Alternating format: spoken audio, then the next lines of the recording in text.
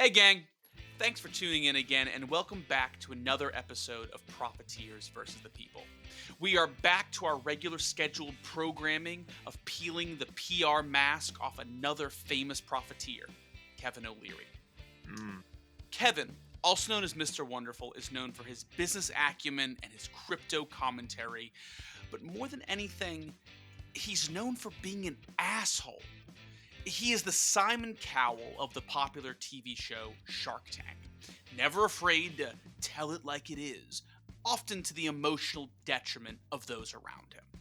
On this episode, we'll explore the efficacy of being an asshole in business, and while we're at it, we're going to put this shark on shark crutches. For the uninitiated, crutches is our PR torture test acronym. C is for consumer harm, R is rich parents, the U is for union suppression, the T is tax avoidance, the C, the second C, is for child labor allegations or child endangerment, the H is for harassment allegations, the E is for egregious behavior after hours, and the S is for slap suits and journalist suppression. I'm Rad Bill. And I'm Money Mike. And This is Profiteers versus the People.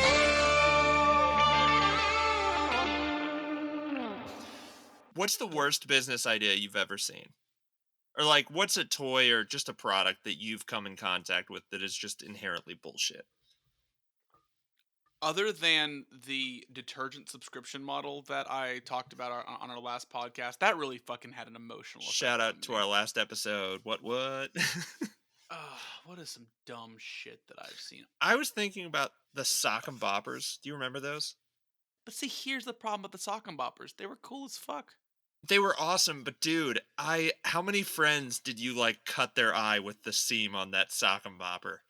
Like, that's all that fucker did was just cut people's faces. Dude. Like, they were literally like, I don't know if you remember this, but when we were kids, like, parents would be like, don't try to sideswipe, just go straight ahead, because every time you'd sideswipe, you'd like cut your buddy in the eye.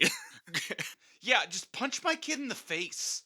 Go They go for the concussion, not for the laceration. That's right. And yeah, I'm convinced that sock and boppers are gonna be the lead paint of our generation. We're all gonna be like 65, killing each other for no fucking reason. People are like, it's the sock and boppers. It was the fucking sock and boppers. But anyway, We'll jump in. so who is this dude? He was born in 1954, which means he's almost 70 years old. Which is incredible. If you've seen a picture of this guy, he does not look a day over 60. Yeah, for real, man. I think that it's because a lot of men just bemoan the process of going bald. Me included. I'm checking my my temples every 2 days. Like, is it happening? Is it happening? Is today the day that it all just falls out? Exactly. But I would not have pegged this guy for a 70-year-old. And the trick is the lack of the hair. Yeah. He dropped the hair, he grew the belt line, and now he looks young forever. He's like the Waluigi to Jeff Bezos's Luigi. Yeah, I could totally see that shit. And like, I think a big part of it too, or like a good rule of thumb, is as you get all the extra skin, just fill it up, man. Like, fill up That's the it. extra skin, because that gets rid of the wrinkles, and also it puts a lot of weight on the top of your head, I feel like. Yeah. And that, like, pulls the skin on your face and your head straight so that there aren't wrinkles. Boom. Reverse aging. And here's the thing about Kevin O'Leary. He isn't heavy to a point of health risk. Like, my Yeah. grandfather was heavy.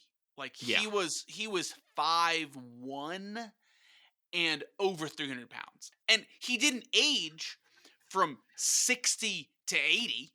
He Yep. looked the same, but he was also plagued by the burdens of being morbidly obese, Which there are key drawbacks and implications to that, for sure.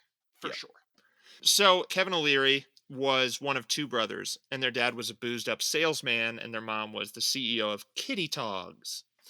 a Montreal-based kids clothing company, which Kevin's father worked. Nice.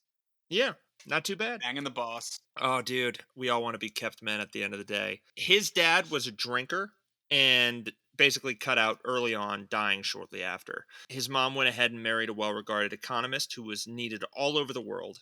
As such, the boys, their mom, and their stepdad lived in Illinois while new dad was finishing up his degrees, later moving to Switzerland for their stepdad to work at the UN, which is pretty impressive. Oof. I know. They also lived in Cambodia, Tunisia, Ethiopia, and Cyprus. It was during this time Kevin, a young boy, would have the pleasure of meeting Haile Selassie, I'm probably murdering that name, of Ethiopia. A divisive figure. Yeah, and Pol Pot of Cambodia. He's a genocidal dictator. Yes, he is. Kevin had the pleasure of meeting our boy Pol Pot of Cambodia. He was a genocidal dictator. He's dead, right? Yes, oh yes, he is very Uh, dead. Yeah. Oh, I just showed how little I know about history. Oh, it's okay. When Kevin was 16, they moved back to Canada. Mhm. And the only description we have of who Kevin is at this point was he was a 16-year-old who liked to party and drive fast. He ran a Yep. red light at one point, totaling mom's BMW. He also was a little bit artsy. He liked photography, and this was his original passion. That's right. Kevin tells the story where in high school, I'm guessing this was after the car accident, but he got a job at an ice cream parlor to try and meet chicks. On his second day, he was apparently fired because his boss asked him to scrape some gum out from under tables, and he was insistent that he was hired to scoop ice cream. His stepfather told him later that day that the error was that he thought the job was about serving ice cream, but it was really about serving the business owner. Kevin supposedly knew in this moment that happiness meant being the boss.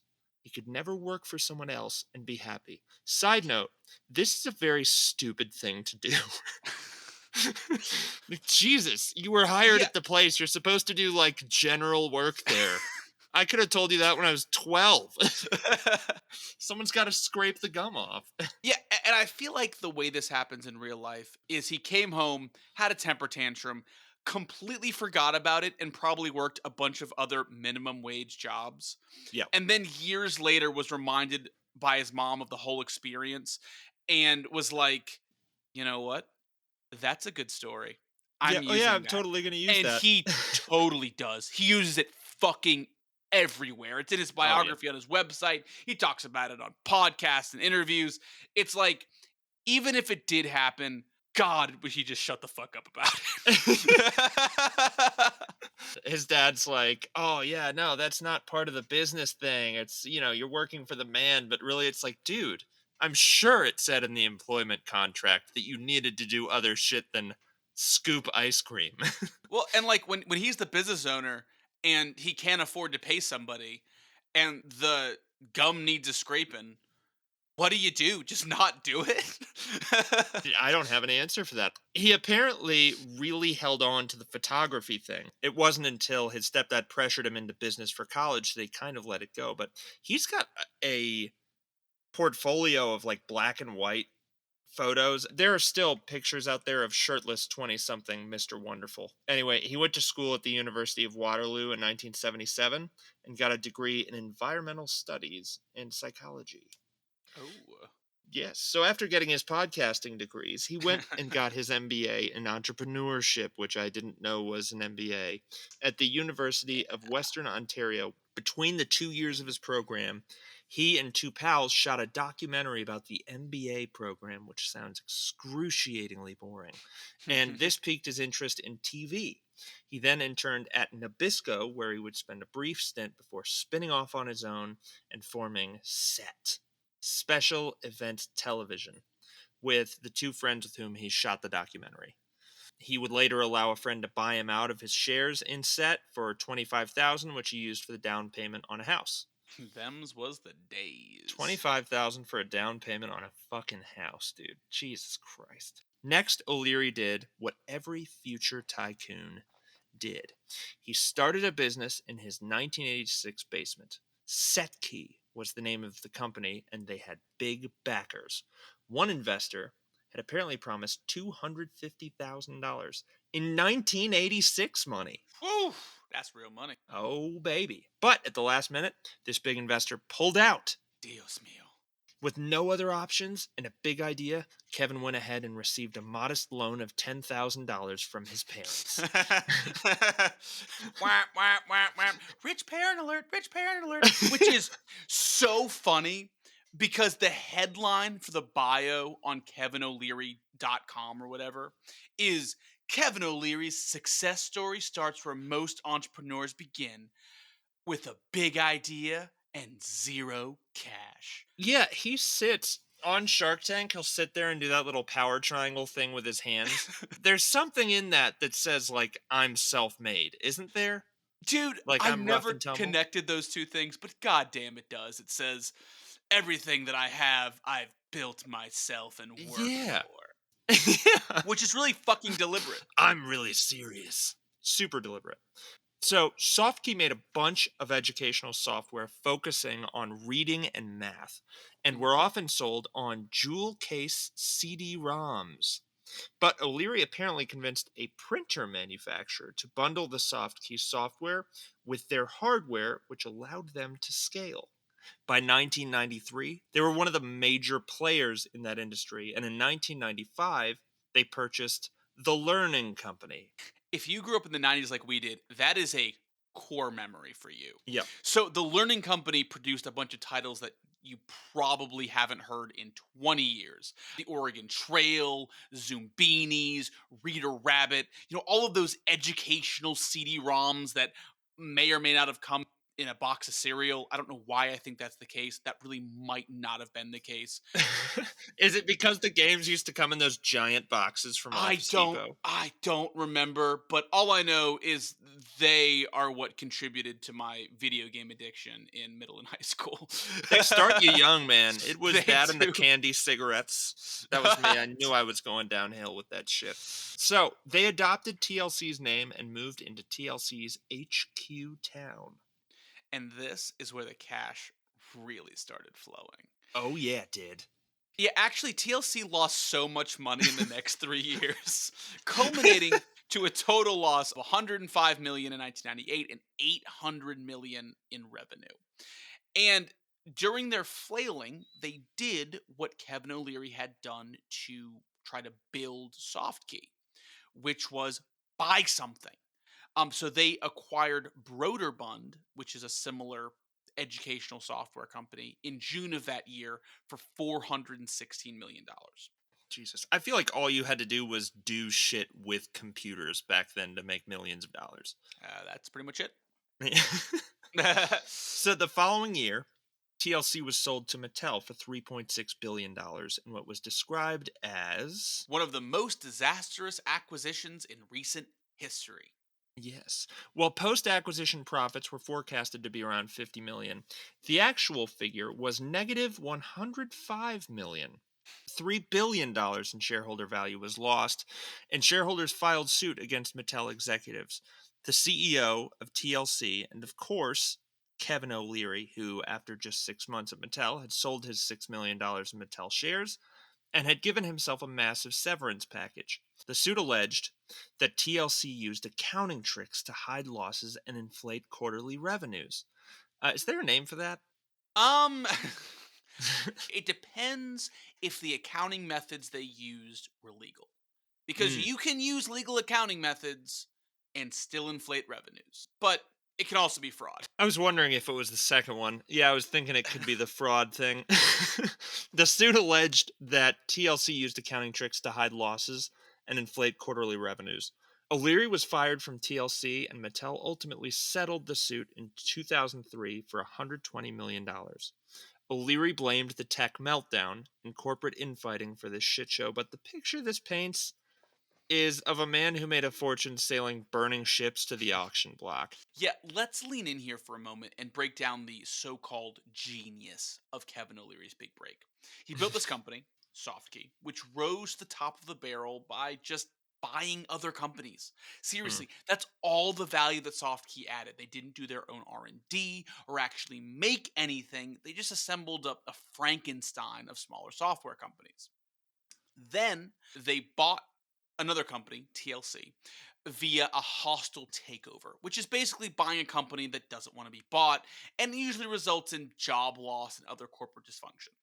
And then within 2 years, he ran that company straight into the ground. And Mhm. then he utilized aggressive accounting techniques to basically put lipstick on the pig and sell it to Mattel before the time bomb blew up. Kevin walks away from the carnage a millionaire. Yep. Now, the question of intent will always be tough to answer. Did he know what he was selling to Mattel? I'll leave it there. But Yep. this is the magnum opus of Kevin O'Leary. Yeah. And it's just kind of sad. Yeah, dude. The same year Mattel settled the TLC lawsuit, O'Leary invested $500,000 in a public storage company. He and a partner allegedly screwed a third operating partner and were sued for $10 million before settling out of court. 2 years later, they sold the business to a REIT for $110 million.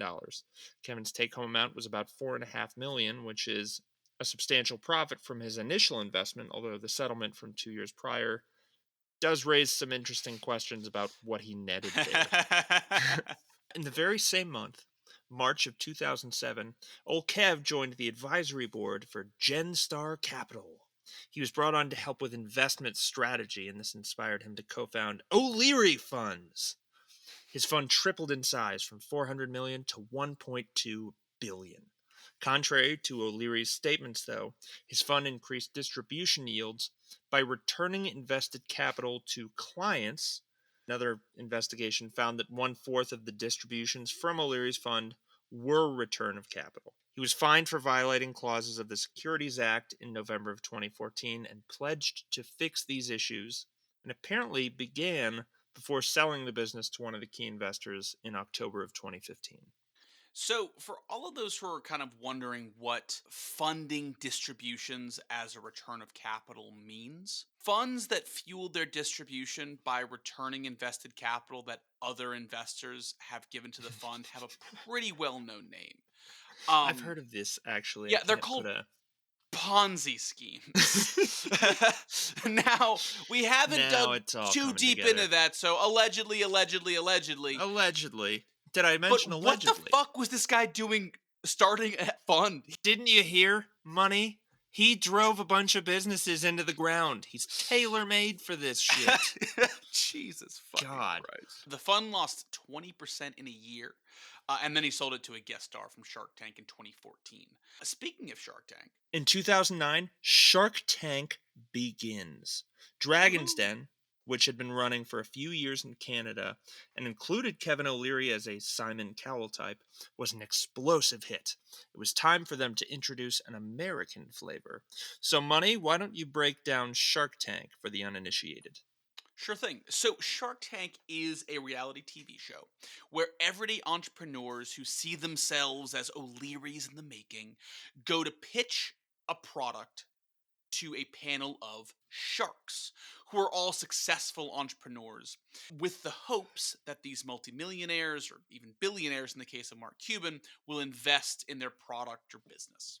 Usually, the shark who agrees to help them will offer a loan or a cash injection for a stake in the company, along with the promise that the shark will give them, business coaching to help the contestant make it to the big leagues. However, like most reality television, it's built on the exploitation of real people's hopes and dreams, and it's just rife with bullshit. Yeah. As previously mentioned, Kevin's role is primarily to be the dick, or the hard nosed investor who isn't afraid to sniff out flaws in a deal or just openly insult a nerve wracked contestant to the delight of audiences at home. And at first glance, from a profit seeking standpoint, this approach isn't the worst thing in the world. He invested in Talbot Teas through Shark Tank, which was later bought by Jamba Juice. He also invested in Groove Book, which was later bought by Shutterfly. So again, on paper, it kind of looks like this thing is working. We don't personally love the dickhead approach and kind of think that the Simon Cowell persona at this point is just kind of played out. Like, Mhm. We don't feel that he has a right to be that smug, but this dog and pony show waits until the cameras go off to get really tricky. You see, ABC requires pretty strict NDAs for participants to come on Shark Tank at all. So information on how this actually works is very limited, but we found an article that is at least somewhat illuminating. Yeah. So first, whenever they close a deal on the show, they shake hands and close the deal. And if you're wondering how binding that agreement is, it isn't at all. Yeah, the founder of Pinblock, which was a Lego alternative, agreed to give O'Leary a majority stake in his company if O'Leary could strike a deal with a major toy manufacturer. O'Leary made the point that he had close ties to Mattel and could hook that up, where the founder had no chance. Oh my god, A dude. statement, in retrospect, pretty fucking hilarious. Dude. You need Mattel. And I was fired by them for brokering a terrible deal and giving myself a huge severance package. Yeah, I know Mattel well. Their lawyers call me like once a week. The founder of Pinblocks, Vladislav Smolyansky. I'm probably murdering that, but that is a killer name. Dude, that was honestly at least very confident. I liked it. Thank you. Yeah, I really tried to commit there. But he was visibly distraught in the exit interview after giving a majority stake to O'Leary, to the point of getting comforted by one of the producers of the show off camera. He eventually came around to the idea of working with O'Leary, but his hopes were dashed after 4 months of radio silence when the O'Leary team reached out and said the deal was off. Apparently, there was too much competition in the toy industry. Or maybe Kevin called his contact at Mattel. We're the legal team. We can't make any decisions on who to partner with. Yeah, what are you talking about, Kevin? Give us our money and then we'll talk. Vladislav Smolyansky's experience is the rule, not the exception. Forbes dug in and found out that in the first 7 seasons, 73% of all offers were either altered significantly or just never happened at all. Dude, 73%. 73%. That's 3/4. 3/4 were altered. And by altered, we mean an investment was offered on air. We're just going to give you some money for a stake in your company. And then, once the cameras stop rolling, we're going to offer you a recourse loan. Meaning, if you don't pay, the investor can come take your house if the business doesn't deliver. Which is terrible. Yeah, that's loan shark shit. Yeah. Oh shit. It was staring us dead in the face the whole time. Yeah. The sharks. Anyways, also the deals take an eternity to consummate. Oh, yeah. And a quick aside, after season 4, an exclusivity agreement was required to come on the show at all. Meaning, Jesus. after you come on the show and you accept an offer, you can't seek other investors while you wait for the shark's investment to close. That means for many small businesses like Vladislav's, you're waiting for months, sitting on your hands before finding out that that business-saving investment isn't coming at all. This show makes American Idol look like the Make-A-Wish Foundation. Like, holy fucking shit! Like, at least on American Idol, like, these people aren't coming on stage and going, I spent every dime I had and my family had to learn how to sing like this. It's sort of a shot in the dark a little bit. It's Yeah, brutal watching someone's dreams get dashed, but And if they say, hey, you got a deal, and then there's no deal, you have invested hundreds of thousands of dollars into your idea, and you're putting a business that is succeeding on hold, which is an important note. Because most of the businesses that I've seen when I've watched an episode or two, these are businesses that are already self-sufficient. They're looking Yep. to go to the next level. So if you're like Vladislav, and you might have it shot, you're dead. And that's exactly what happened to him. yeah. This rigmarole, it killed Pinblock. The company is gone. Yeah, he basically had to pause operations while waiting for the investment. He had reached some big agreement with someone, and he needed the investment to actually deliver on that. And because it took so long, he hit pause, and when it never came, the company spun to nothing. Overwhelmingly, the best outcomes from this show are reached without a deal at all. Yeah, very American Idol-esque. Yep. The one who wins doesn't really go anywhere. An entrepreneur named Jamie Siminoff wound up leaving the Sharks without a deal for his company Doorbot. And in 2018, Amazon purchased Doorbot, which is now Ring. And they purchased that for over $1 billion. I don't see how the hell Oh, Ring could have come on that show and them not realize that that's where technology was going. He was like, hey, look, this doorbell films everyone that comes to the door. Isn't that great? Won't someone buy this in the future? Like, duh. dude, imagine if they were like, invest $1 million for 10% of my company. Ugh, Bro, that fucking return. that Oh, hurts. Yeah, that's a quarter of a Kevin O'Leary. that's a quarter of a fucking Kevin O'Leary. Anyway, The founder of Supply Razor, by the way, got a $300,000 sales spike the month after appearing on Shark Tank and not getting a deal. yeah, founders of Shed Defender made 30,000 in sales the week after their Shark Tank appearance, and they were able to secure a deal with a PE firm that was far superior to what the Sharks had offered. It makes sense that the network would require an exclusivity agreement, Yep, keeping in mind what the publicity alone can get people. exactly. And to your earlier joke about them being loan sharks, they're intentionally offering bad deals due to the amount of publicity that they can give a company by just being on the show. No surprise Yep. that Shed Defender found a far better deal that didn't have cameras in front of it. Yeah, truly. So while Kevin has been devouring the souls of entrepreneur on Shark Tank for the past 15 years, he's still made plenty of time to be a complete shitbag off screen. Hmm. As Shark Tank rose to prominence in the early 2010s, there was something else that was gaining a ton of steam in the public eye: cryptocurrency. Oh, yeah. Now, for the majority of the early 2010s, O'Leary denounced the whole thing. As recently as 2019, in fact, Mr. Wonderful called Bitcoin a, quote, useless currency. However, you may remember a certain crypto wizard in desperate need of some conditioner from one of our past episodes, Yes, old Sam Bankman that's Fried. what those stand for. Well, in 2021, SBF paid Kevin $15 million to be a spokesperson for FTX. And what did Mr. Wonderful do? Well, he became a fucking crypto guru, of course. He shilled for FTX. He wouldn't shut up about crypto being the currency of the future. And we all know how that ended. And he ended up losing it all when FTX went belly up. But he was still happy to usher investors into something that he didn't believe in until he was paid to believe in it. Hmm. And this whole shindig really begs the question: is Mr. Wonderful a shitty shill for money? Or is he simply a guy who got hoodwinked by the smokescreen of a Ponzi scheme? Well, in this podcaster's opinion, Hmm. it is mostly the former. Now, that's a bold statement, deserving of a gigantic flashing red neon allegedly. Allegedly. But after learning the story of Kevin O'Leary, you just learn who he really is.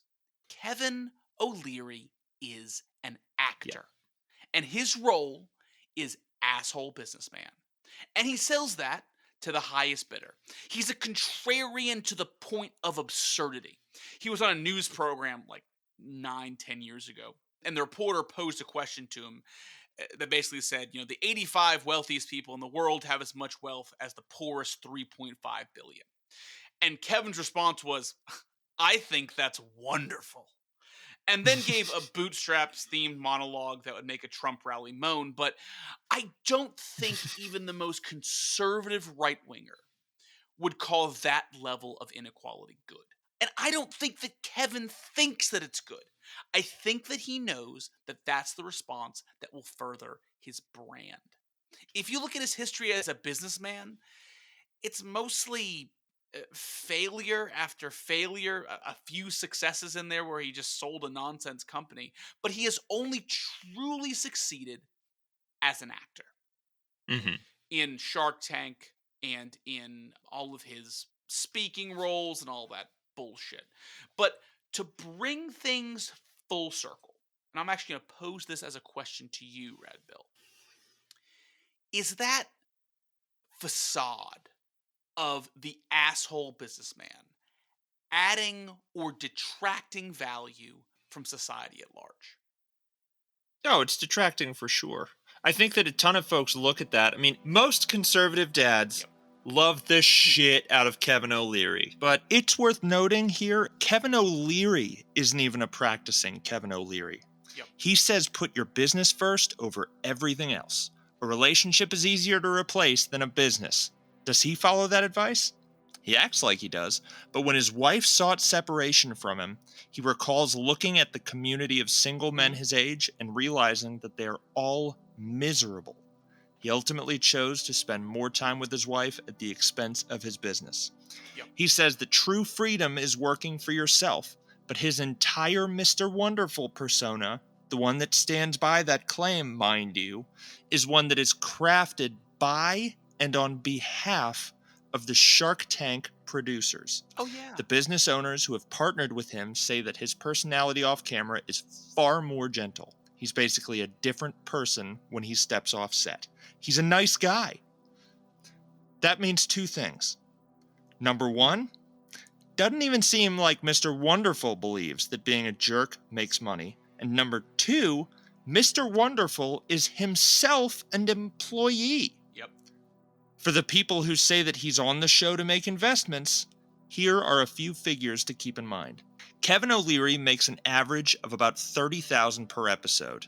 That's just what he's paid through being a star on Shark Tank. With 316 episodes having aired as of May 5th of 2023, one can infer that Kevin has taken home about $9.48 million during his time at Shark Tank. For the 41 deals that O'Leary made on screen as of January of 2023, he's invested about $8.5 million. 17 of those deals didn't close at all, and of the 24 deals that did close, only 13 of those companies survived or sold their business. Those groups account for $4.185 million of Kevin's investment dollars, $2.5 million of which went to a single company. Now, that's a somewhat positive reflection of Kevin's investing record, but also indicates that the salary from Shark Tank is the main draw here. Even if he doubled his investment dollars, the most lucrative proposition for Mr. Wonderful by far is his contract with the Shark Tank producers. Yeah. An argument could be made that your boss is whoever is giving you money for a service. And if that person isn't a literal superior within your organization, it's a customer. Anyone who has ever been their own boss will agree that all being your own boss means is that it's your job to find new bosses. Exactly. Money and I run this podcast. It's ours, and we pay ourselves a tidy $0 per year to run it. We love that we can speak to our worldview and share information that we think is helpful. But if a large base of viewers expressed that they wanted something to change and they represented a financial opportunity for us, we would be faced with a compromise. Do we abandon our vision and our dream and listen to this viewer base for the money, or do we stick to our guns and let opportunity walk out the door? In this scenario, Mr. Wonderful would in theory argue that we would be foolish not to pursue the listener base. In that vein, owning a business isn't freedom. An entrepreneur with no money is just as beholden to their circumstances as a salaried worker with no money. This train of thought leads us to the conclusion that being your own boss, even by Kev's definition, is a means to an end, that end being money. Plenty of other trains take you to this very same station, and it's easier to get there if you were born close to this station to begin with. Mr. Wonderful, somewhat contradictingly, seems to agree. See his quote, "Money equals freedom." Kevin also claims business is war, and we agree with him here, but likely differ in who we consider allies in this war. If the owner of your company thinks they are the next Kevin O'Leary They are not on your side. Build leverage, form a union, protect yourself. Not every one of us will have the opportunity to start a business, but every one of us is entitled to our own definition of freedom. Crutches time. C, consumer harm, he's got plenty. He killed a whole genre of computer games and played ball with FTX. We saw how that went. R for rich parents, oh yeah. His parents gave him a nice loan to get started, and he had UN connections before he even started his business. For union suppression and employee abuse, we're going to give him this one on a technicality, because when running against Trudeau, he ran on a platform of jailing union members. Now, while the threat isn't a direct action against unions, the introduction of this campaign promise on the conservative ticket has surely created apprehension among workers considering union membership. For the T for tax evasion, the C for child labor, we couldn't find any evidence. The H, other than just being a douche, we don't have any allegations of harassment. For egregious behavior after hours, he was on this interview where he said it's good that there's an imbalance of wealth. And then for slap suits, we couldn't find any evidence. So he is either a fantastic slap suiter or he has never aligned with any alleged journalist suppression or taken any journalist or whistleblower to court. Yeah. Fact of the matter is, Mr. Wonderful doesn't have the means to earn a lot of these letters. They come into play for those with more money. Well, gang, that's our episode. As always, we want to hear feedback from you wonderful people, so please drop us a comment, shoot us an email at profitvspeeps@gmail.com. Again, that's profitvspeeps@gmail.com. Also, check out our subreddit, Profiteers versus the People, for updates about the podcast and fun little tidbits that we dig up from around the internet. Be sure to follow and subscribe, and also, last thing I promise, tune in to a new episode every other Tuesday. We're going to try to keep it regular from here on out. Thanks again for listening, and Goodbye.